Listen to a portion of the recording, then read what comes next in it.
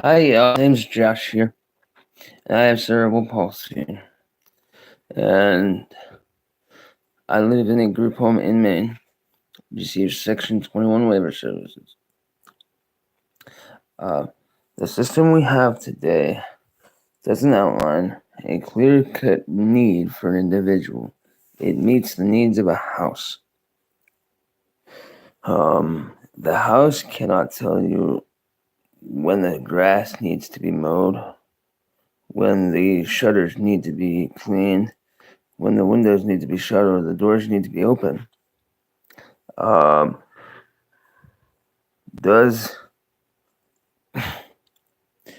system does not outline independence and choice and opportunity for a person with a disability.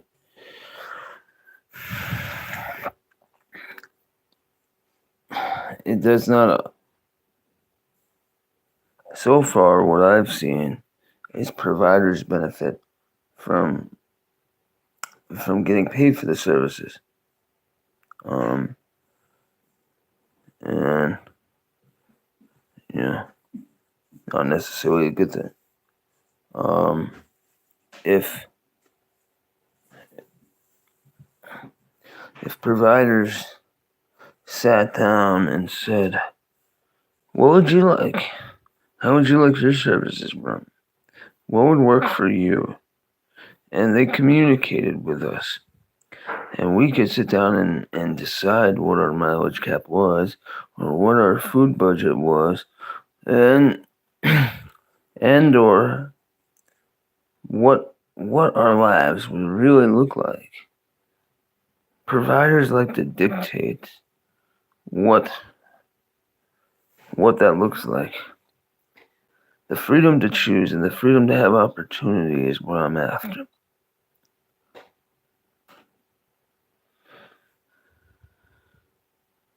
It also doesn't outline where the money goes that is being spent on somebody's care. For instance, my care costs the taxpayers $225,000 a year. Well, they don't outline where that money goes and how it's being spent. It just doesn't make sense.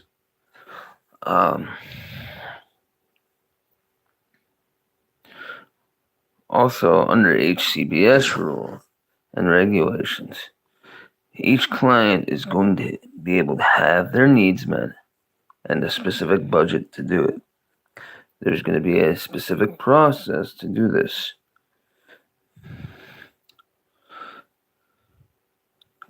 There's going to be residential settings and non-residential settings and VR services and more integrated services. It's going to bring out choice and opportunity for a person with a disability.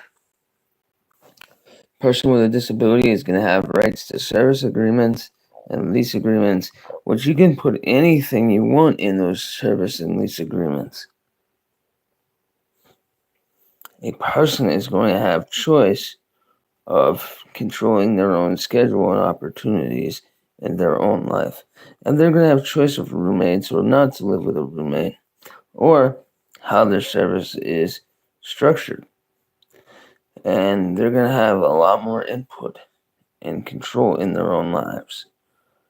That's the most thing I'm excited about with the HCBS, is what choices would I make differently that I don't have now.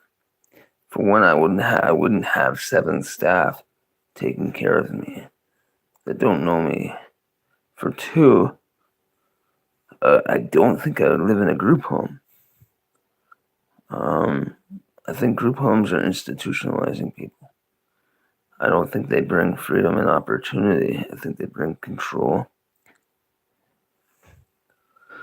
For instance, I can't have my girlfriend spend the night or cook dinner at my house because they've said no. Or ride in the same car. That presents challenges for me.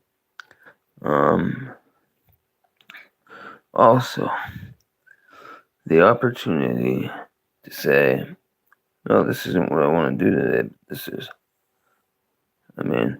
I am my own guardian, but sometimes being in a system that is broken, that doesn't work for everyone, feels like it works for no one. The freedom to have choice and opportunity is life to me. I cannot walk, and I cannot dress myself, and I cannot cook my own food, and I cannot take my own shower. But the freedom to choose who my staff are and the opportunities to choose how my service is delivered is what life means to me. The greatest gift and the greatest reward is what we can achieve if we all try. The freedom to be able to choose a roommate or not, or to be able to live in your own home or not, or to be able to live in a shared living. That's what I really want. A shared living provider that is loving and caring and helps me grow as a person. The feel of living with a family and cherishing the proud moment of an American. Growing up and sprouting like a bean when you accomplish the things you've outlined.